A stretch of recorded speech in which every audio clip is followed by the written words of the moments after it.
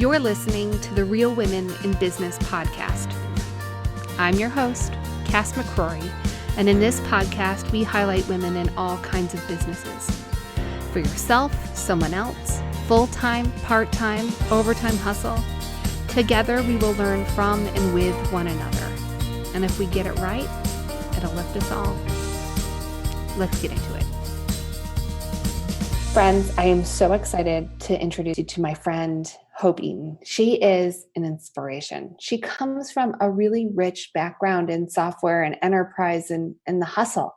And then the midlife happened, and she embraces all that is left in this life in such a really rich, wonderful way. And she shares that with other people now as a coach. We talk about rapid growth and hypnotherapy. And then Hope changes the world for me and asks this question: what do I appreciate about myself? Oh, Hope is going to unlock some things for you. I hope you enjoy it as much as I did. Hope, welcome to the podcast. Thanks, Cass. I'm so excited to be here. So just to give the listeners a little bit of context, I have known Hope now for a couple of years. Yeah. She's a moon sister of mine. We are both invested in the universe and the moon. And that's how I met Hope. And I think it was just a divine introduction. And I care about her so deeply. And I am so excited to share her with you. Hope, tell everybody a little bit about who you are. Okay, well, I'm Hope. I'm an expat living in the UK. So I will have words that I say that sound like they're American and ones that sound like they're English. So apologies in advance. I am now a coach and cognitive hypnotherapist working exclusively with women to overcome their self-limiting beliefs, those stories that have been ingrained with them since they were children and just kept getting more and more reinforced because of our society and culture. So getting women to kind of go back and go, hey, is that true? Or is that just how I perceive something? Going back and really clearing that out so that they can step into the lives that are more abundant, more authentic to who they want to be, to get over overwhelm, and also to honor our phases, our own cyclical way of being, which as being a fellow moon, a lunar lady, is so incredibly important. So that's it in a little nutshell. I'm surrounded by testosterone, so my connection with you and the rest of the group of ladies has been absolutely amazing and eye-opening to me, because it's not something that I've experienced before. Yeah. So that's kind of it. Awesome. And so your mom. Pardon? You're a mom. You have two. I am a mom of two guys. Boys, 14 and 11. No, 14 and 12. I forgot the birthday just passed. So yeah, a lot of testosterone ramping up in the house while I have a puppy. I have a male puppy. I'm surrounded. Yes. And husband. So yeah. So really finding a tribe of women or a circle of women that were so supportive showed me a whole other way of being in the world, because I've also always worked in male dominated industries. So prior to being an executive coach and coach just for women, I worked in software development, which is very male dominated industry. So it was around masculine energy all the time. And I really hadn't realized just how important that support of women and feminine energy was. Yeah. I can relate to that. I have two little girls home too, but I think that culturally and specifically at work, it has been largely male models, if nothing else. And that was part of the motivation for introducing people like you to other women, because I feel like I was really hungry for how women were doing life. Yeah. How they were just doing it. And I only had a couple of models. I had my mom, and I had my grandmothers, and I had my teachers. Yeah. Those are the women that I saw doing the work. Right. Whether that was at a 9-to-5 job or working at home or whatever that it looked like. I just didn't feel like I had a whole lot of options to pull from in terms of this is what it looks like. Yeah, I totally get that. All right. So let's take a little bit of a step back. Okay. You have been really like evolving this space of midlife. Yes. And I want to know more about that. I've been curious, and I'm going to just use this hour of podcast to just ask all of the questions that I've been curious about for the past 2 years of my life. Well, let's explore them together. Yeah. Absolutely. Yeah. So what led you to think about midlife differently? What led me to think about midlife differently was Brene Brown and her article going, look, it's not a midlife crisis. It is, this extended period, this unraveling, this undoing, this unpicking of, and it's, I can't remember the exact phrase, but it's kind of like when the universe, punches you in the face and says, I'm not joking around. You've got two choices. You can either do the deep work of getting to know yourself, or you can constantly be numbing yourself and running away from it and really living quite an unfulfilled life.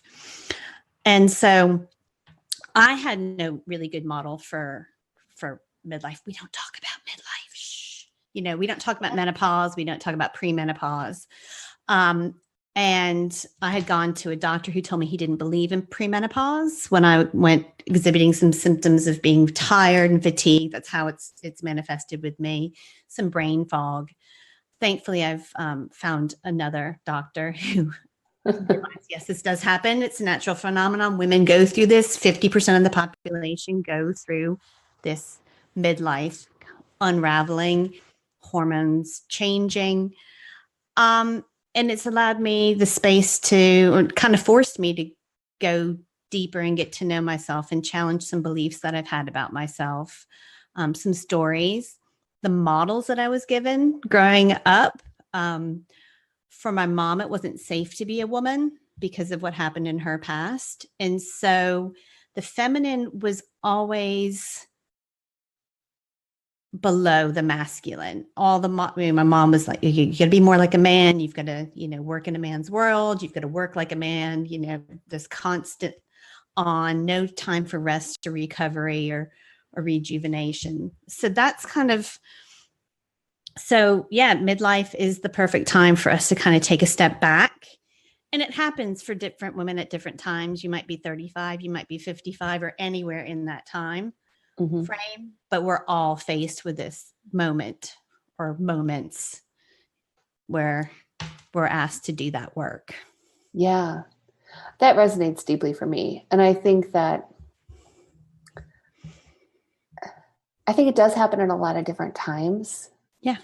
And those moments of self-reflection where you're saying, hey, I didn't realize it, but I am actually picking this life. I should maybe pick what I want. Yeah. And knowing that we can pick what we want. Yeah. We don't have to ask permission to pick what we want, but yet culturally we've been indoctrinated into having to ask permission, from those first, as a child asking your parents if you could have the snack out of the refrigerator, the kitchen, to, raising your hand in school, and, this culture of constantly having to put your hand up and ask for permission. Our brains begin to take that on, and unconsciously we begin to believe we have to ask for permission or seek permission, that we don't know what's best for ourselves. We're not born that way. We're born, when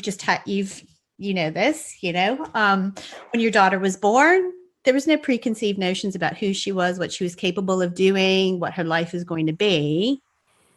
And that's true for all of us. We are born worthy of having the lives that we want. And yet we're told, no, you're making the wrong choice. That's not, and because authority figures are telling us this between the ages of 0 and 12, our brains aren't capable of thinking at a higher level of abstraction. So, it becomes our reality. So Yeah. midlife's that time where we go back and question that reality. Go, oh, actually, it was because I was 4 years old and I didn't realize that my mom's reaction was because of something that was going on with her. I made it all about me. I thought it meant I was a bad person, or I was stupid, or I was not capable of doing this. Mm-hmm. And there's many. There are layer upon layer of those beliefs. And personally, every time I've uncovered one and worked through it, another one's kind of gone, oh, okay, well, here's this one.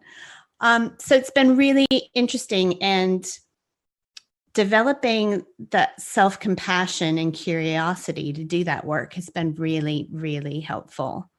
And obviously tapping into the cycles of the moon and re-embracing the feminine that I had chucked away. Like, oh no, nothing about women's valuable. I'll just chuck the whole thing away, has been so incredibly healing for me.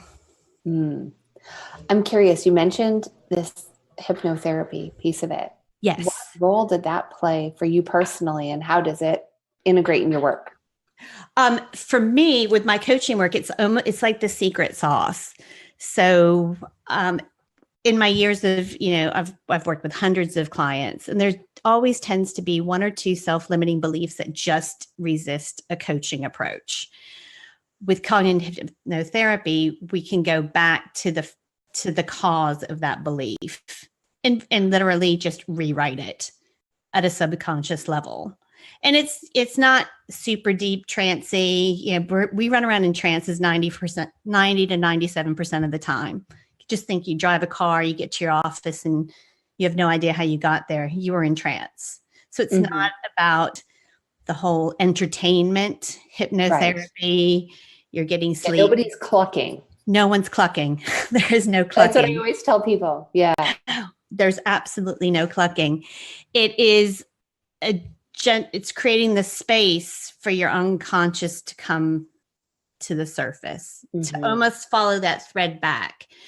So for some of my clients, what really works is tapping into that physical feeling they get when they are experiencing anxiety, for instance, and just walking them through following that thread back to the first time that feeling came up for them, and then examining it, and what's going on in that situation. What do you as an adult know that you as a child didn't know?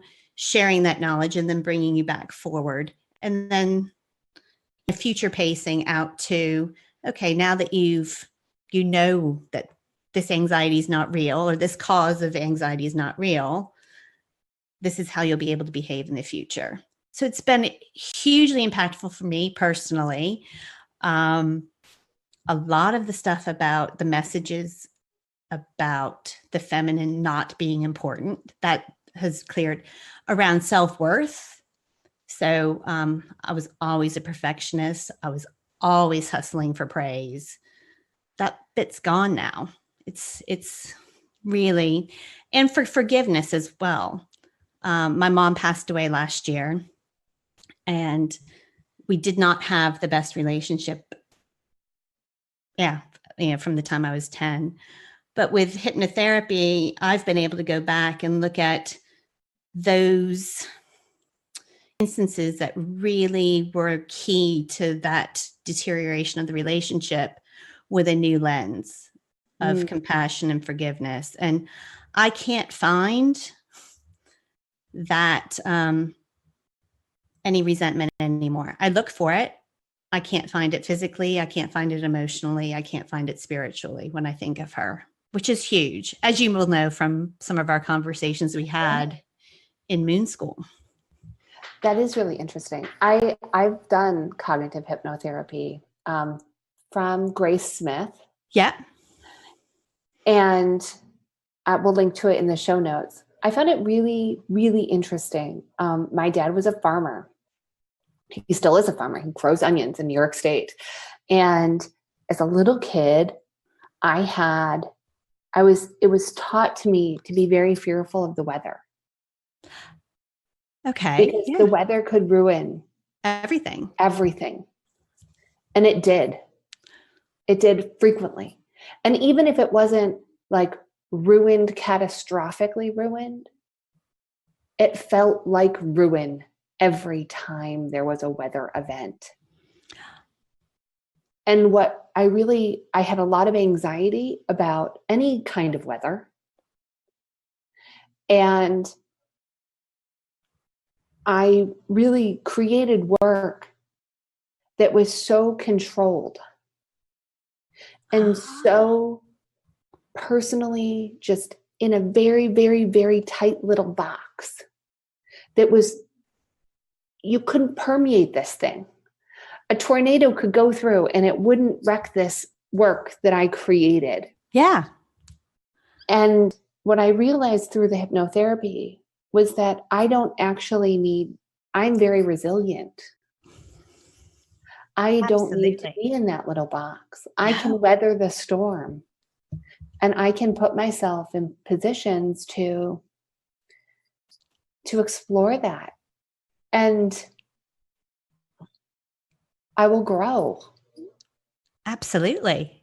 But like, it was really interesting how, and I always say this, my mom is my biggest fan and my biggest cheerleader, and I adore her and I love her. And sometimes when she hears these stories, she's like, oh my gosh, I'm so sorry we did this to you. And she feels, I'm not sorry. Like, I'm glad that I was able to discover this when I did, because it created such an unlocking. Absolutely. And like, the timing is always right to figure things out.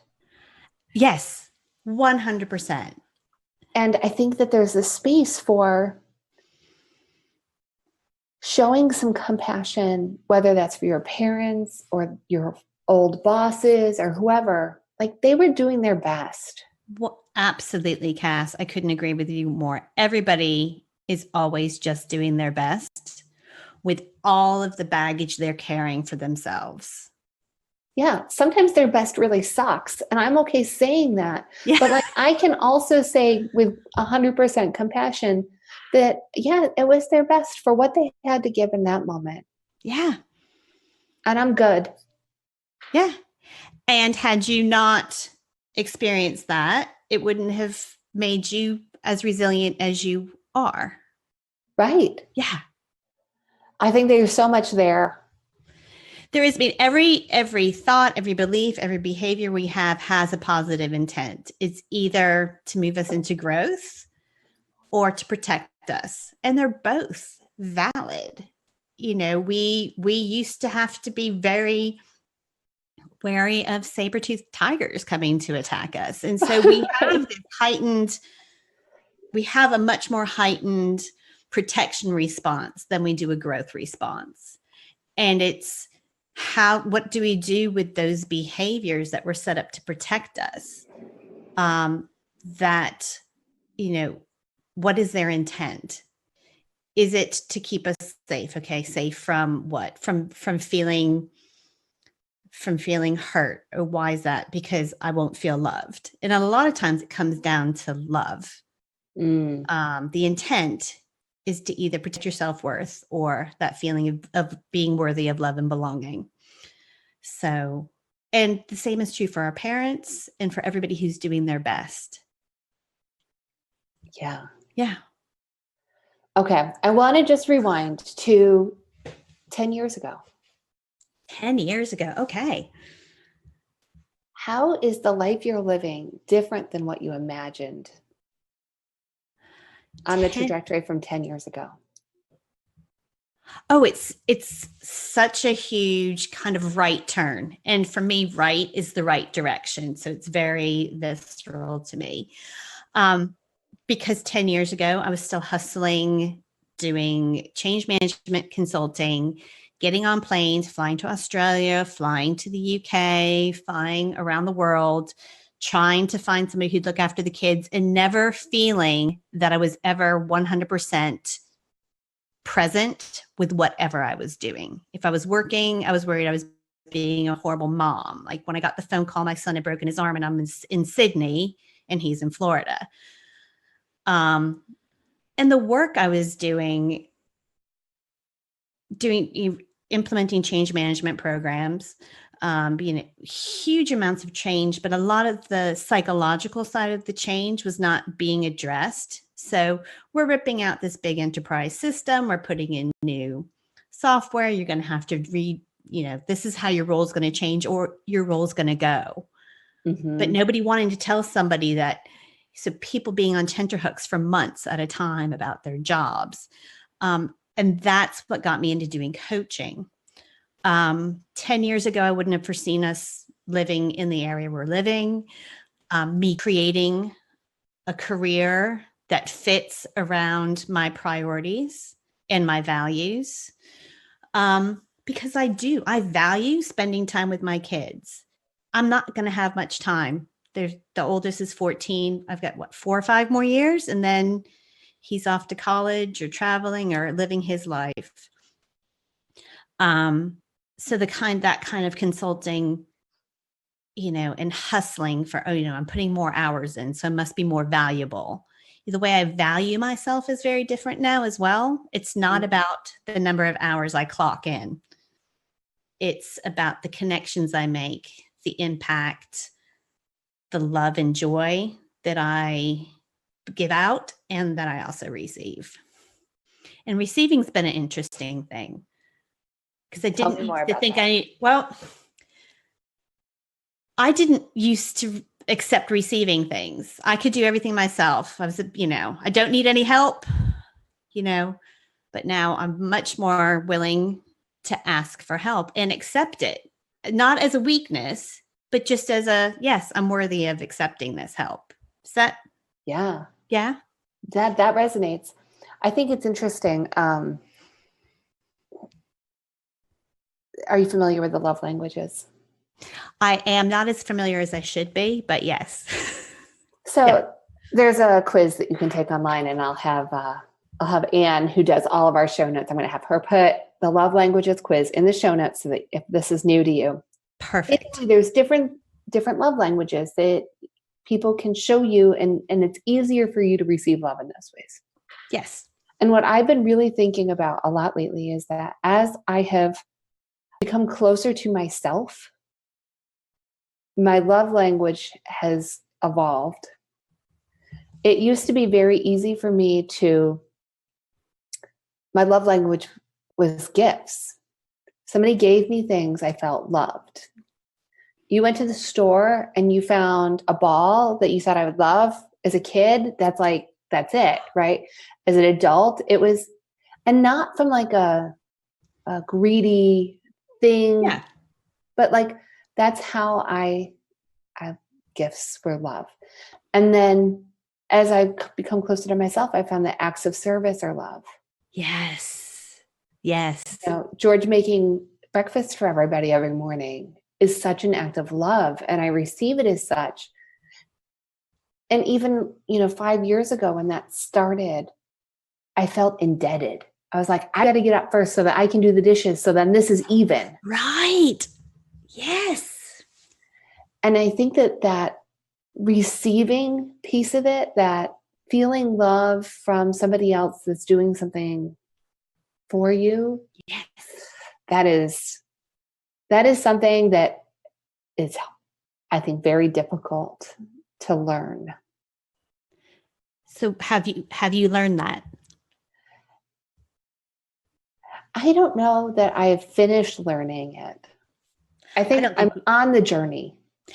I think we're always on a journey. We're, thankfully, I mean, this is what's so exciting about being a human, about, especially, is that we're, if we're willing to allow it, we're constantly on a journey. We're never a finished product. How fascinating is that? I have been having this conversation a couple of times, so it must need to come out into the universe in some other form because it keeps on coming up. So frequently I feel at odds with this idea of, I just want to have things figured out. I want it to be done. I want the laundry to be done.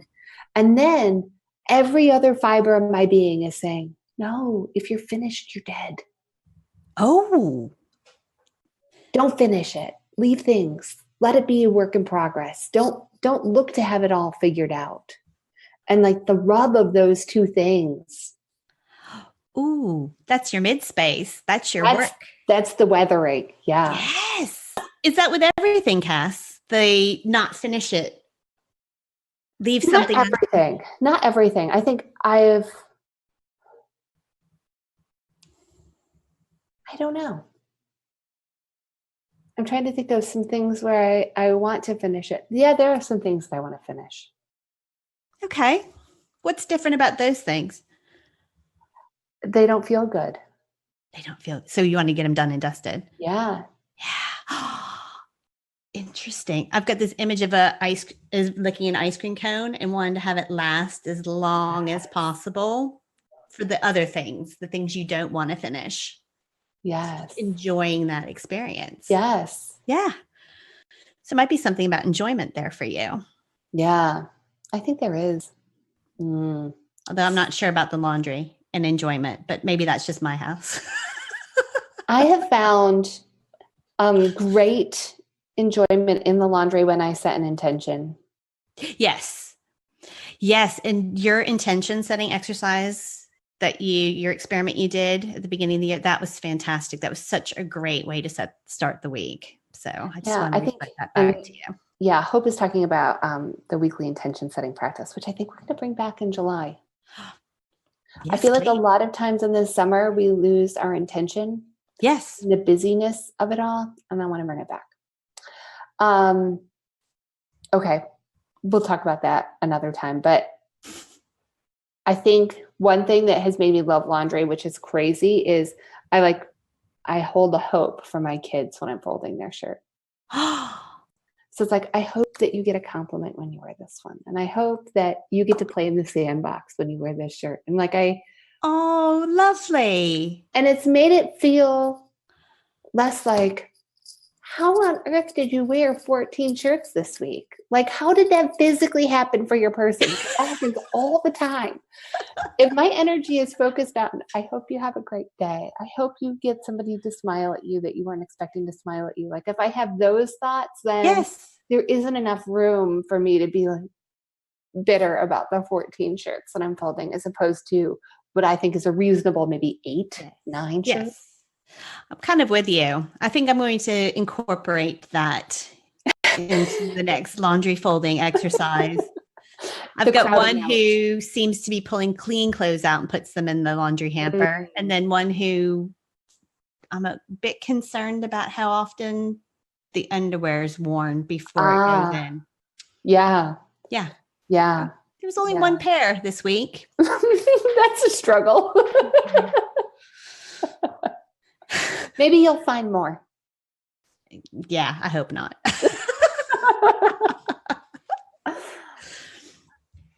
Okay. Typically, when I ask this question, I ask it about, like, what would you give as far as advice to a younger person, somebody that's just starting out? But I want to have you give advice to that person that is, at the 58-year-old mark. Oh, wow. The advice of the 58-year-old mark. Which is older than you. I know that. Not much. I want to make it's a bit. It's a bit. But I think that I see so many women, like in my LinkedIn feed and people that I've had the pleasure of working, that are like nearing that retirement from their corporate jobs. And they're kind of like, what's happening next? And I think your advice for that person would be like lit. My advice for that person is, because I have run across several women that have been in that position. They're up the corporate ladder. They've done this. They're staring at retirement, and they are like, okay, but their identity has been so entwined with what they've done. So it's more of a question of what is it that lights you up? It might be something about the job. It's probably not the job 100% itself. What is it about your role that lights you up, that gets you out of bed and has kept you going into that job every day for the number of years that you've been doing it, and just taking some time to really journal about what aspects of it are really interesting to them, and then start exploring how they can create that in their next phase. But with curiosity and compassion, it's we aren't wired to change. Our bodies resist change, our minds resist change, our hearts resist change. So being really gentle and self-compassionate on that step into that next phase. My mother-in-law calls it the third age. So, so you go from, so the three phases. So you're going from middle age into that third wise phase where you have nothing left to prove. You don't have to prove yourself. So what would you do if you didn't worry about, if you weren't worried about what anyone else would think? What would you do? What advice do you give to somebody that really has no idea? Like, what do they do next if they don't know? If they don't know, and that's fine. That's great. But if you did know. Yeah. So my favorite question when somebody says, I don't know, I'm like, that's great. But if you did know.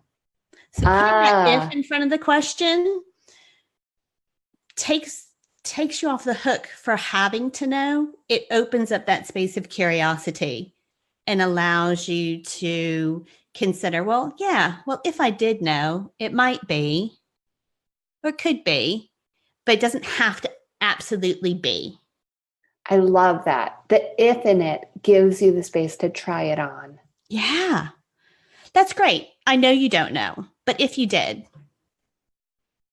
if you did, maybe close your eyes if you did, or put your hand over your heart if your heart knew, or if your stomach knew.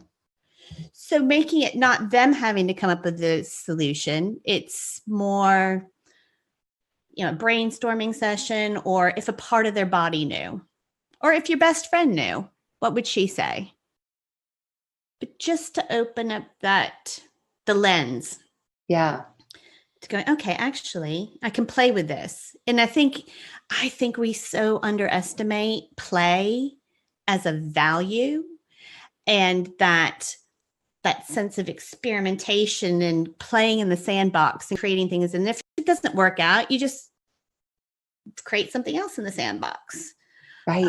But because we always have to get it right, or there's always this pressure, just anything you can do to open up that space of curiosity and not take the responsibility for yourself. Say, okay, well, my unconscious says, that's, so I know you don't know, but if you were to ask your unconscious, what might it say? So using terms like might and if and could. Just to open up. I like that. Yeah. That's one thing I'd suggest. How are you playing right now? How am I playing? I dance when I cook. Nice. Yes. What are you dancing to? Whatever. No, just whatever strikes my mood. Whatever, go, okay, Alexa, put on, hits the day. Or sometimes I play Dean Martin. It just depends on how else am I playing. We've been doing a lot of more board games as a family. Fun. So putting the phones down, putting the screens down. This I consider playing. Like, This is enjoyment. Like, this to me is play. Agreed. And reframing my work so that it is more play. I mean, the term work is so loaded, at least for me, and everybody has their own interpretation of what that word means. But for me, the word work is heavy and serious and gray and masculine, whereas play is curious and light and expressive and expansive. So yes. When you were a kid, were you a curious kid? Were you always getting in trouble for curiosity, or were you a rule follower and curious still? I was a rule follower and curious still. My family was Catholic, and there were rules to follow. And because of my mom's, so I want to frame this, because of my mom's upbringing, her not having rules wasn't safe for her. So she developed OCD. So we were living within, and I had no idea. So yes, there was a prescribed set of rules about taking your shoes off and all of that, and how often the floors had to be washed. But I was intensely curious. And, I always had my nose in a book, was always outside exploring where we could explore until my dad whistled us home. And I did question authority, but I didn't realize I was doing it. There was a time when I was in a biology class and I was in a Catholic school, and the nun was teaching us about the bones in the body. And she's like, okay, well, you have so many bones in the body. I can't remember now. Not great for a biology major, but there you go. And so I raised my hand, and she's like, what? I'm like, well, don't men have one less bone than women? She's like, what are you talking about? Because woman was made out of Adam's rib. So obviously, it's the first time I ever got in trouble in school, but I was just being curious. Because, so yeah, I've been curious. I didn't get into too much trouble with it, but that's one of the times that I did. I like it. I like that questioning. And I think what I've learned the most from you is everything that you experience compounds. I think it's true for everybody. I think you really embody it in a really beautiful way. Oh, thank you. Because every time you learn something new, we all benefit from it. I just want to share everything that I learned that's new and awesome. Fun. Yeah, it's awesome. Why would I keep it to myself? Yes. I think I want to dive into this a little bit, because recently I've been working with some executives that are like, who would want to know? And I've said something to them like, it's almost selfish of you to not share it. Yes. Did you always feel like you wanted to share what you learned? Or is that new? I think it's been steadily evolving. I think it's very context sensitive, where I feel safe sharing. Yeah.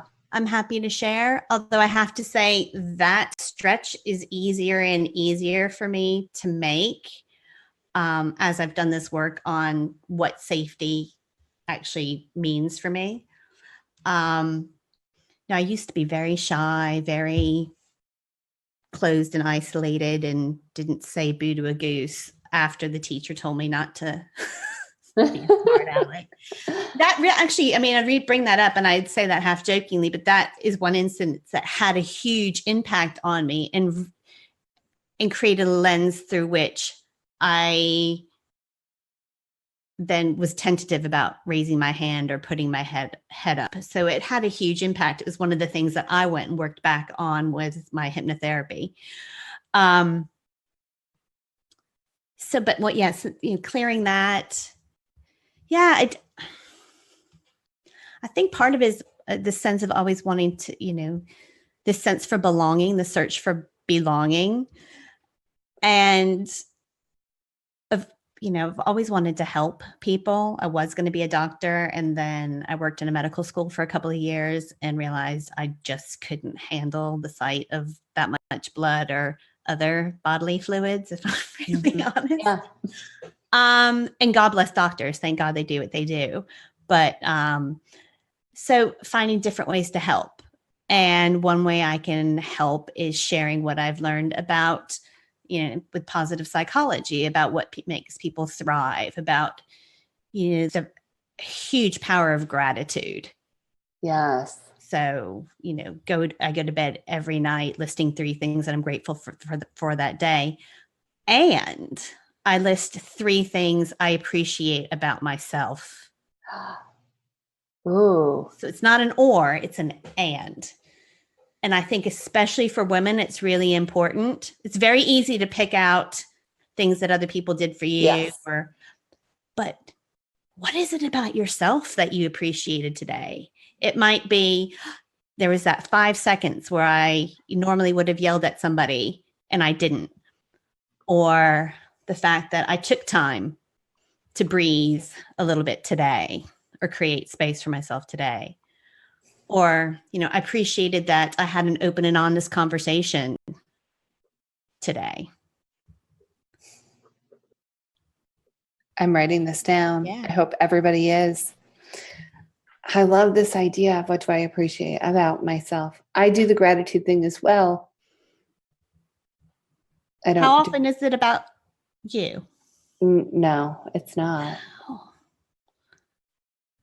And the thing is, the more you appreciate yourself as well, the more your capacity to appreciate others increases as well. Mm-hmm. So it is part of that virtual circle, just increasing and increasing. Just like as your self-compassion grows, your compassion for other people grows as well. So like the work of Kirsten Neff, are you familiar with her? Yeah. Love it. Okay. Yeah. I need to dig in more there. I think I suspect a lot of people will be listening to this and thinking, how do I even start to appreciate myself? And I'm curious, would you be willing to share how you appreciated yourself yesterday?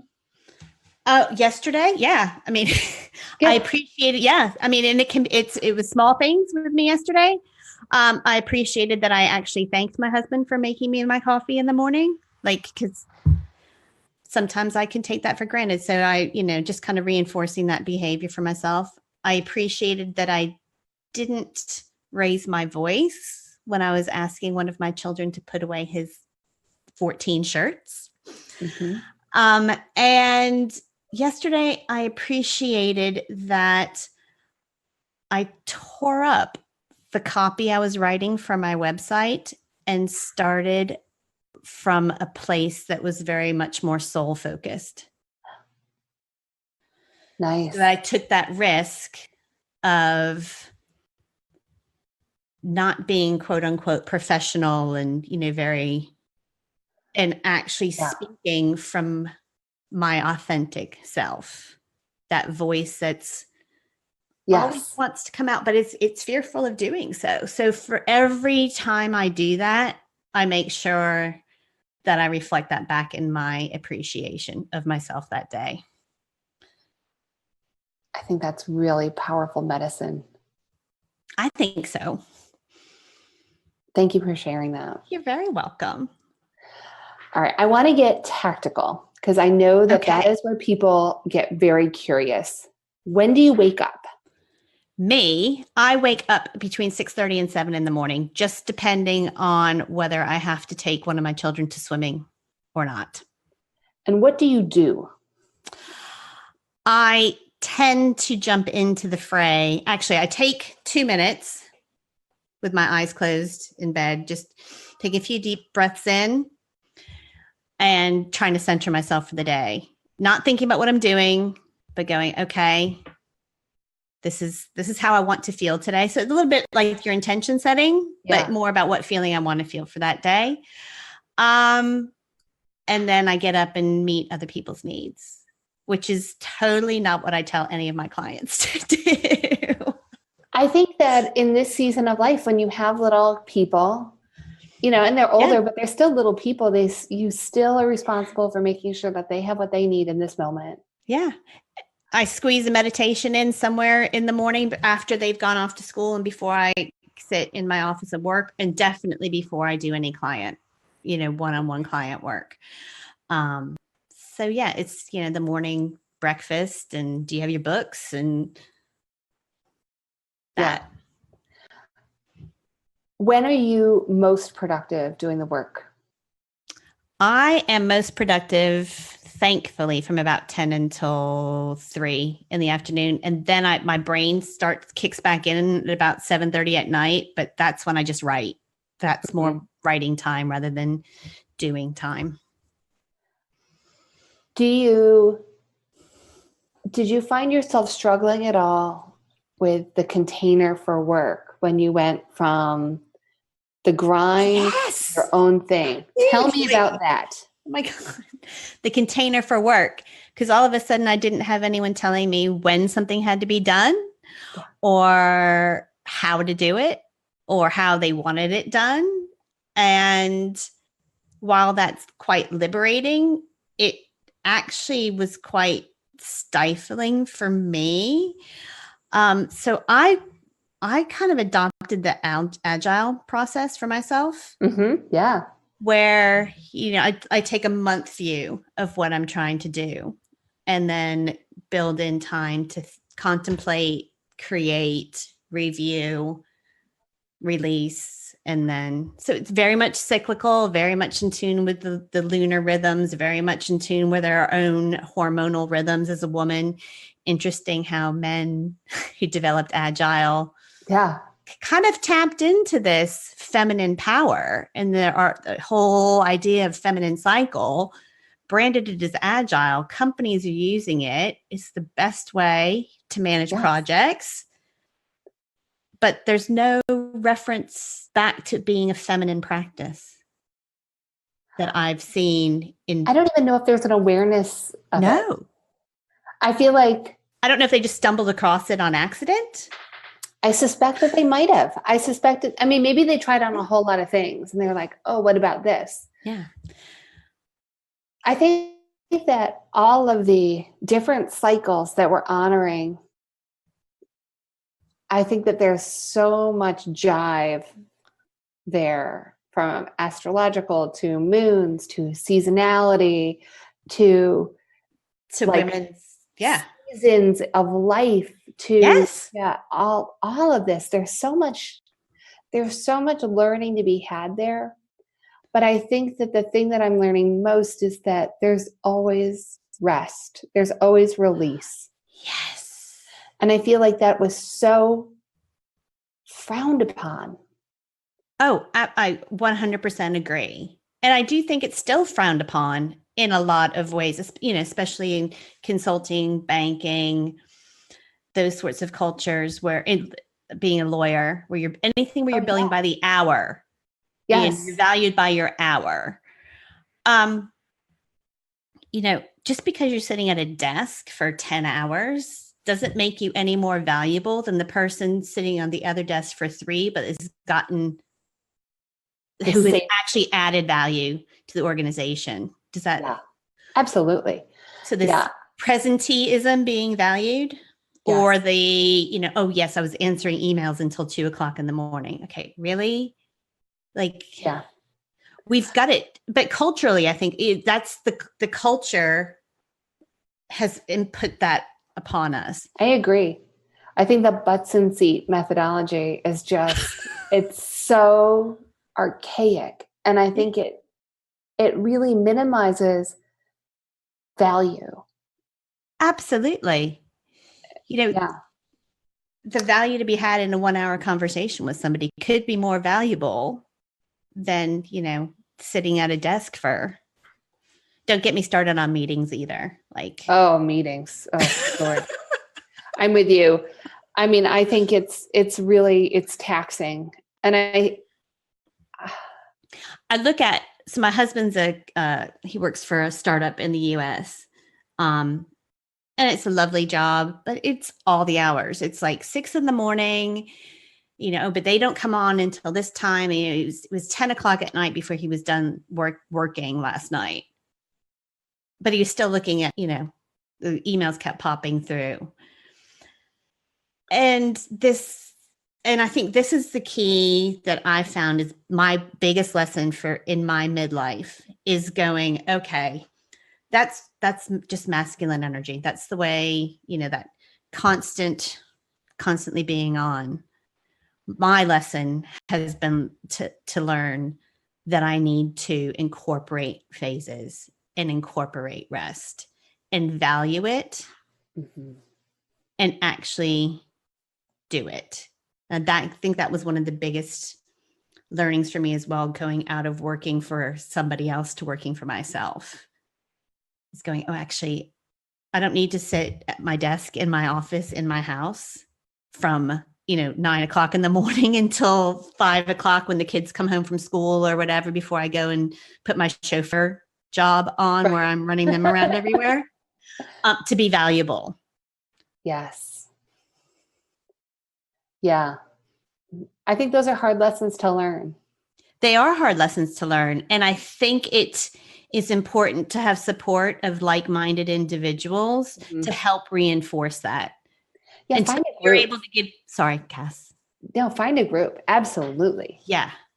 Find a group of women, people that get this, because it's so important for our healing, and even on a global scale. If we can do it for ourselves, we can start doing it in our communities, and then we can start doing it with the world as well. Our earth needs to rest right now. Yes. Like, that's where we are. Like, we have burned our earth out. It's time to let it rest. That's how I see it. I love that. I love that. And I think that so many, we both grew up Catholic, but in every religion, every divinely inspired piece of work, Yes. always rest. Yes. There's keep holy the Sabbath day. There's, on a weekly basis, on a daily basis. But we forgot, we knew this. We knew all of this. We are relearning it, is how I feel. And that's how I frame it. We are just relearning what we knew. So we came into the world knowing all of this. And, if you kind of go. Yes. And then we were, all of our society, our culture, everything tells us something different. We start to doubt ourselves about all of it. Oh, they must be right because they're older than us. So they're authority figures. But we know this, ancient, civilization was all based around seasons and rest. And, some days I'd really like to kill Edison for inventing the light bulb because now we're always on. Yes. We weren't meant to be always on. It's time to shut the lights off every once in a while. I've been feeling more and more called to that. This real desire to be unplugged, and it's manifesting as like a desire to go camping, which is not something that I think I would actually like. I mean, maybe I would, but I like running water and things. That's like that. So I don't know, but I think that there's something there. And we touched on this very, very at the beginning of this conversation about how if you don't respond and listen to your intuitive knowing, it will get louder and louder and more disruptive to your life until you honor it. Yeah. Until you have the heart attack, until you have the panic attack. Yeah. For me, it was panic attacks. We were selling a house and I had a full-on panic attack sitting in the kitchen floor. I'd sold houses before. We'd moved before. It was nothing new, but I was all caught up in the masculine and still denying parts of myself and hustling for worth or whatever. And midlife went, no. Yeah. Okay. And it wasn't just one event, like you said. I think that's really important as well. It's a series of events that are trying to get your attention. Like, you're ignoring the flashing light on the dash of your car because you've put a piece of tape over it, telling you engine light failure. Your engine's going to fail. Yeah. Yeah. I have a sign on my refrigerator that says, if you are waiting for a sign, this is it. That's brilliant. And every once in a while it'll catch my eye and it's like, yep. Okay. All right. That was the sign I needed. Yeah. I make it really easy for the universe to give me signs. Oh, I do too. And one thing I do is I write down what I want the universe to do. Yes. Yes. I write down, like, so if I look at my week ahead and like, okay, this is what I want to do this week. This is really where I need the universe to have my back is, okay, I need you to, Do you want to take it? I don't know if you do this too. Do you say it out loud as well? Sometimes I do. Especially around does it work better? Yes. If I say something out loud, it's like magnetic, like literally. Fantastic. Yes. Oh, what we say has such power. Yes. Such power. Because we don't just hear it here. No. It's like we hear it more places. Yeah. Our almost like all of our cells hear it. Yes. And Yes. the universe hears it. I think so. Yeah. It's super woo-woo, but I'm going there because I think it's true. I think so too, and I think that's where if you like you touched on the fact that we're both raised Catholic, that ritual of saying Yes. things out loud, of singing and chanting, and all of that, Yeah, it's hugely powerful. it is. And the words that we say out loud are just as important as the words we say inside about ourselves. We need to be really careful about the language we use about ourselves. Oh, I'm fat. Oh, I'm so dumb. I'm X. Yeah. Yeah. Yeah. Reframe it. Yeah, I screwed that up and I'm worthy anyway. Yes. Yeah. And I'm worthy anyway. Oh, Hope. I have one last question for you. How Okay. can someone make you feel appreciated? Listen. Mm. For me, it is having undivided attention. So the phone down, somebody, looking at me. And it's interesting because that came up because I do a lot of running back and forth with my son. And he's been getting in the car lately and going on his phone. And I'm like, that really doesn't make me feel appreciated and loved. And so that's a really, pertinent question to ask. So thank you. Yeah. Where can people find you online? They can find me at www.hopeeaton.com. And they can find me in July at themidspace.com, because that's when I'm going to be launching my platform for women in midlife. I love it. We will include links and then we will update people. Thank you. Yes, we will do both of those things. Thank you. It's been a pleasure. It has.